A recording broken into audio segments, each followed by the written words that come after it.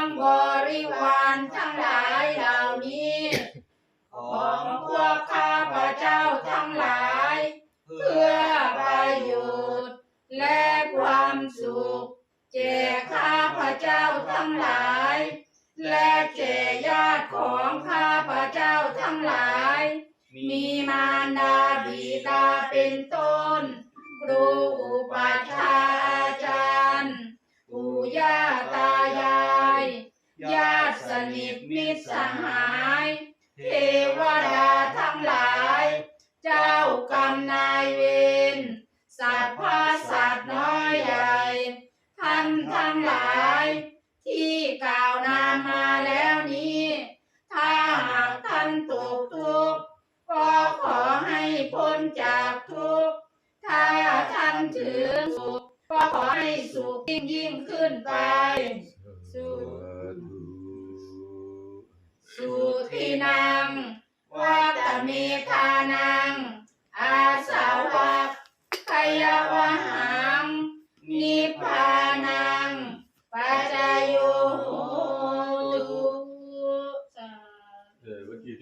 14 ตุลาเนี่ยทุกคนคิดไปเลยวันนี้ผมครูศิษย์บอกว่าปีหน้าท้าวคิดเป็นน้ำถาม14เลย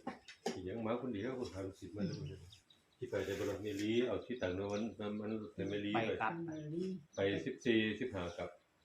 ไปแต่นอนขึ้นไปในเหมือนกันน้องลูกไปแล้วลูกมันถามหาทุกปีสาธุสุดเท่านี้แหละเพราะว่าแม่หมายแม่ผมแม่ลีก็ทำตัวได้บ่ล่ะน้องจะเสียแบบนี้ถ้าไปแล้วนะก็คือไปส่งฮอดหลวงพ่อแล้วก็ไปกราบเพิ่นแล้วก็กุมนี่กลับมาแล้วก็หลวงพ่ออยู่จะได้เป็นก็ได้ไปกราบเพิ่นพอเพิ่นมานี่ยังพอเพิ่นไปอยู่เพิ่นไปอยู่มันไป50 กิโลไปอยู่ในป่าเพราะว่ามันสิมาวันที่16วันเกิดเพิ่น15วันเกิดเพิ่น14นี่ไปก็ไปเตรียมนอนในป่าท่านเพิ่นไปไหว้หลวงปู่กิติศักดิ์เพียงอยู่ที่แต่ปู่เพิ่นมาเนี่ยที่ถามเล็กน้อยว่าเพิ่นมาวันที่เท่าใดก็บ่สั่งไปมื้อวันเพิ่นมาวันที่16ไปเช้ามืดไปฮอดเพิ่นก็ได้